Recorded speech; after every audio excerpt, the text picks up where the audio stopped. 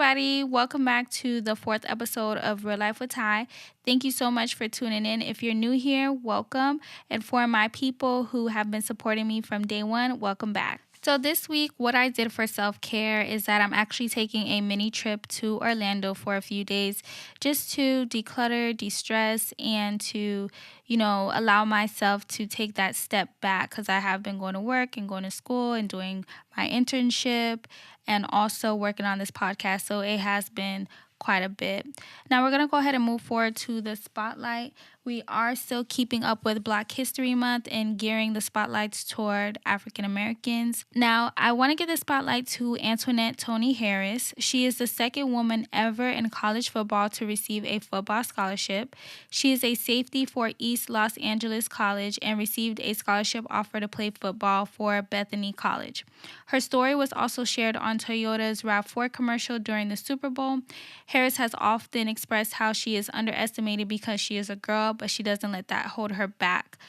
Now, if you guys watch the Super Bowl, I know that we are supposed to be against it, but I was at work and I had no choice to watch it, just in my defense. And during the Super Bowl, I seen her commercial and I was really taken aback. I actually wanted to do her for last week, but I had already recorded that episode prior to seeing the commercial. But I just think that's super awesome for her to be a girl and to be, taking on football, which is not a sport that you see a lot of women in. And she is pretty good at it from what I've been reading. A lot of people also underestimate her because she is small for her position, which is they usually get people that are bigger. I don't know much about football, so I'm not going to pretend like I know, but this is just from the things that I have been reading, so I just want to give a huge spotlight out to her. Darling, fetch me my teacup. This week for tea, I had Tazo Chai Organic, a robust blend of black tea, cinnamon, black pepper, and spices. The benefit of this tea is that it helps wake you up. It helps also improve heart health. It improves digestion, and it also supports your immune system. As far as the smell, it didn't have a distinct smell to me. Taste-wise, I did need 2 tea bags, and I tasted the cinnamon and black pepper a lot. I will use a good amount of honey for this tea because the tastes are super strong. Like I said, it has black pepper and cinnamon, which are very strong spices. I would also say that it did wake me up, but I'm not too sure about it being on my drinking again list. But it was an interesting tea and interesting flavors.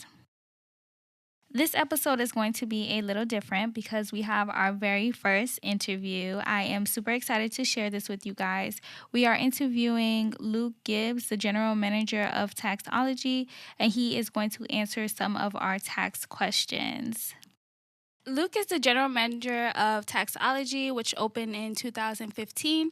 He is a UCF alumni and has a degree in business. Taxology doesn't only provide your tax needs, but they also provide health, auto, and home insurance. They provide credit repair and classes if you want to become a tax preparer. So welcome to the show, Luke. Congratulations on being the first guest on Real Life with Ty. How you doing? I'm doing really, really good. Thanks for having me, Ty.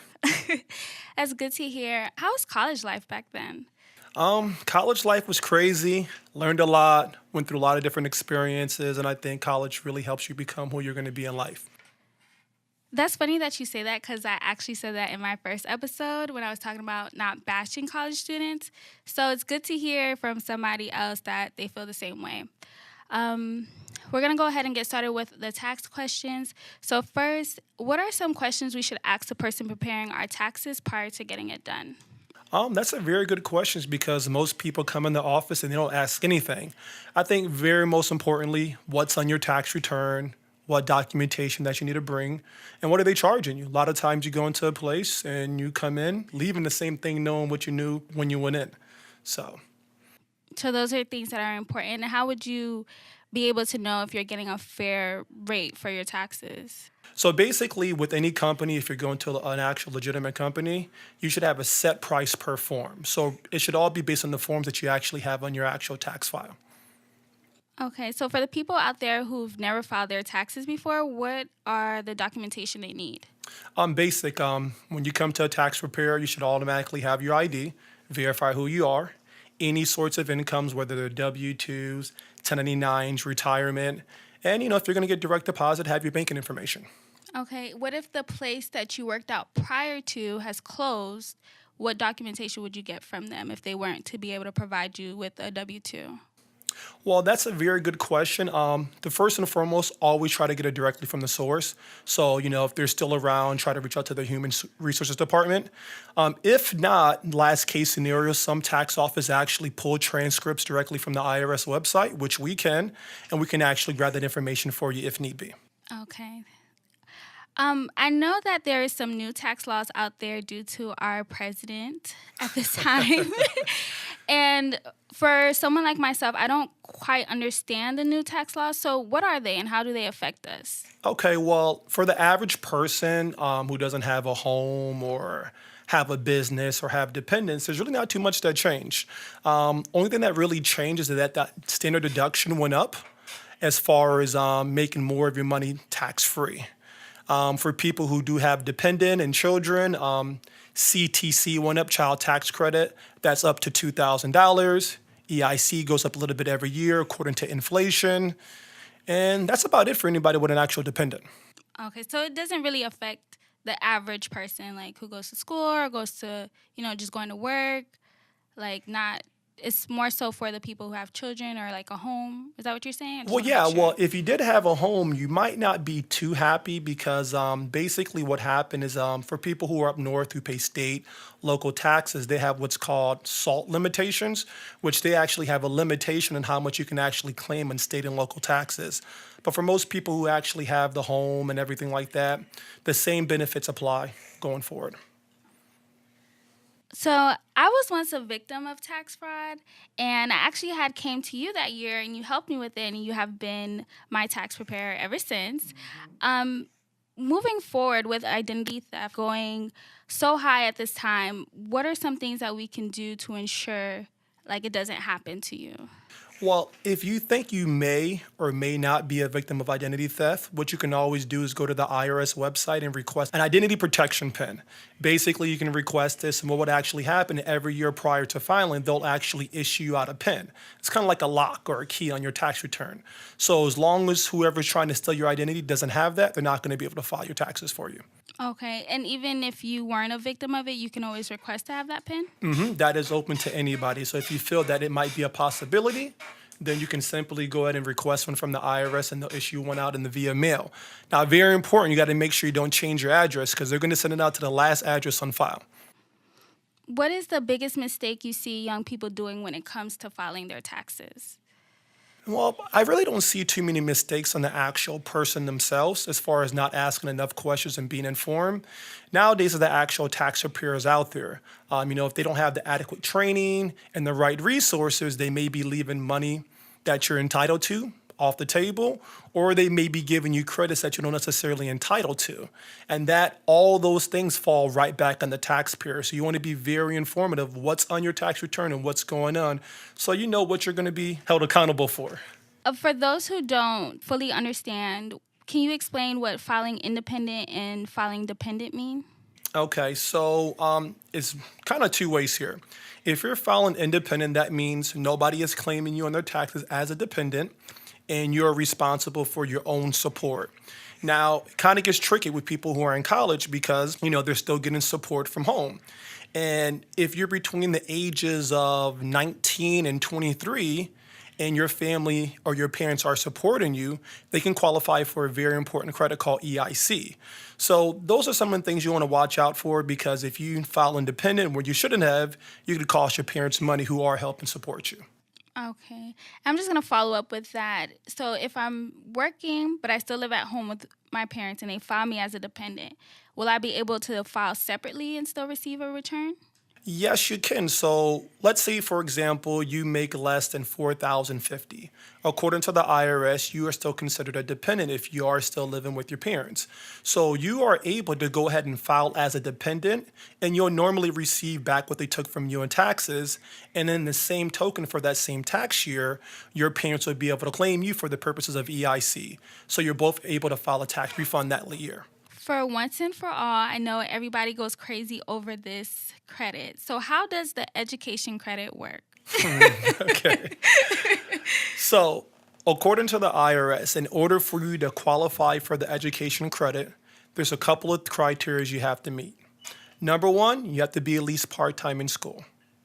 Number two, you got to have out-of-pocket expenses. So that means that, financial aid doesn't count, scholarships don't count, out-of-pocket money towards the school from you. Now, what does count that might not necessarily come from you now is student loans, because at some point you're going to have to pay that money back. So if you take out student loans, all that money counts for that calendar year. What's the difference between places like H&R Block and local tax offices like yourself? That's a very good question. As far as us, we like to do things a little bit differently here. We're very informative, very transparent. So I'm pretty sure you can speak to that. Before the whole process is over, you know what the fees are, what's on your tax return, and what's actually going on. I think the difference between us and H&R Block is that I think they're more of almost like an assembly line. Not all places, but you have some places where there's 30 people waiting in the waiting room, and they're just trying to get through them all. Where us, we kind of do things that every client matters, so we want to take our time, regardless of who's waiting, to make sure everything's explained thoroughly, and we're not leaving any money on the table. What is an obstacle you faced as a tax preparer?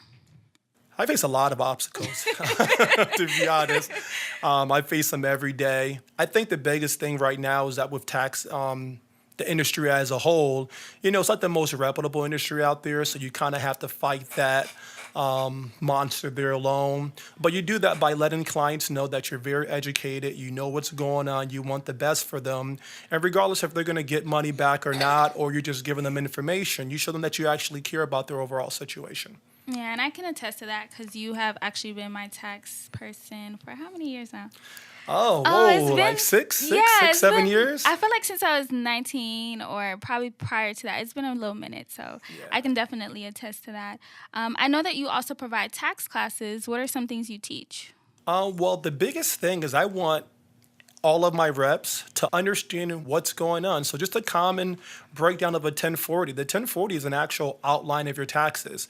And every time we have a consultation, we go over that with the client. Now, some clients don't want to hear it, but some people love to know what's going on. But understanding what works, how things work, makes all the biggest difference to you and the actual consumer. Are your tax classes free, or do you have a charge? Yes, how does it work? They are not free 99. There is a fee. Basically, our classes are a 6-week course. We do the first 3 weeks is going to be with you in the book, kind of learning all the laws, the rules, the regulations. And then the second 3 weeks is actually training on the actual software and real life preparation. So our classes are $199. We typically just require a $100 deposit. And if you choose to actually become a taxologist, that second $99 would actually come out of your first paycheck. Oh, that's actually cool. So you can start the class and finish and become a rep here. Absolutely. We give everybody an opportunity here. Job opportunities. Absolutely. Lastly, what is some advice you want to give the audience to keep in mind during tax season? During tax season, just stay up to date. All the laws change this year, so things are constantly, changing as they go along. Like I said, try to be involved. I know most of you guys are used to going in there, giving your information, jumping on your phone. But ask those very important questions. What am I being charged? What's on my taxes? Do I need that? Do I not need that? There may be some forms that you're being charged for that you don't even need. But the only way that you're going to know that is if you ask. So please stay informed. Yeah, closed mouths don't get fed. That is correct. Let the people know where they can find you. Well, Taxology, main corporate office is located in Boynton Beach. We're right off of Gateway 95. We also have a secondary location in Lake Worth, right across the street from Palm Beach State, on 6th and Congress, right next to the Remix Barbershop. And if some of y'all like tacos al carbone, right sandwich between those two. Well, thank you so much, Luke, for being the first guest on Real Life with Ty. I do appreciate your time. I feel privileged. Thank you so much for having me. As always, you can find me on Instagram and Twitter at Real Life with Ty, or you can email me at reallifewithty@gmail.com. I'm always down to talk to you, so you can hit me up on Instagram, Twitter, or my email. And as always, thank you so much for listening and tuning in to Real Life with Ty. Holla.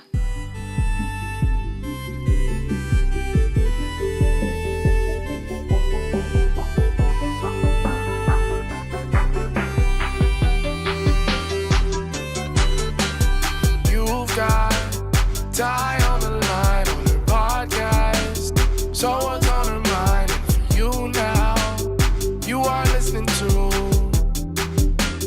Tie on the Line.